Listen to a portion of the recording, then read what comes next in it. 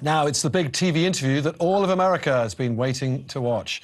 At 2 a.m. UK time tonight, facing career and financial ruin after losing her $8 million defamation case to ex-husband Johnny Depp, Amber Heard will break her silence. Heard speaks to the primetime programme Dateline NBC and will double down on her allegations against Johnny Depp, insisting she was telling the truth throughout the trial. Here's a teaser of what Heard had to say.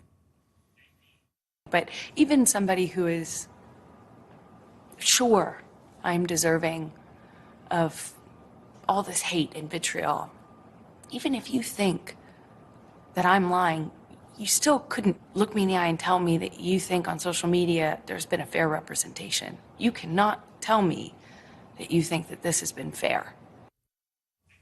That's one, but a lot more of it to come. Joining me now from Beverly Hills, though, is the celebrity lawyer Mitra Ahouraian. Mitra, good evening. Thank you for joining me. Now, look, as we've just seen, a few of these lines that you already been trailed. What else do you think we can expect? What are the big revelations from Ms. Heard a bit later on?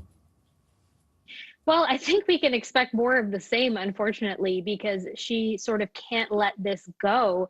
What we're seeing now in this interview, just in the previews that we've seen, is what we saw on the stand, which people did not react well to. So I'm just so surprised that she did this so early on, just coming off the tails of this ruling against her that really came down to her performance on the stand.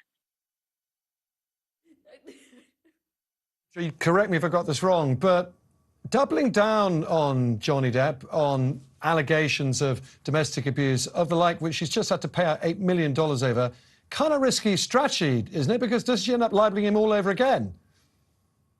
She's walking a very fine line. Of course, the suggestion that the jury got it wrong because the facts were wrong really borders on defaming him all over again. You know, if she's sticking by her story that he abused her and she speaks out publicly about that, then of course that's defamation again. This is not a blanket judgment for every time she defames him. It could happen all over again.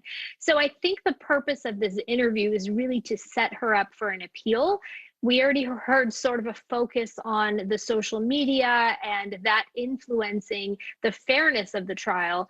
And so I think that maybe that's her intention, is to really set things up for an appeal, but she has to be very careful not to suggest that that her allegations were still true. So what do you think is behind all this? Is she trying to build a fresh legal case, or this far more about reputation management? Because if she can keep, I suppose, some doubt in the public's mind, and she did win her libel case on very similar subject matter over here, if she can keep her doubt in some people's mind, she can keep her career. That might be what's going on in her head. I think it's, her feeling like she is still a victim, which is what she said in her op-ed. I think she still feels that way. And I think she feels even more a victim after the way this trial went, the way that the public reacted to her, the fact that it didn't go her way. She almost, made things worse for herself. And so I think that it's an inability to sort of, accept that, I feel like a victim and you're continuing to victimize me. So I think it's a combination of that. And perhaps in her mind, she thinks she can fix things. Let me just get in an interview where I could be myself and fix things, where I'm not on the stand.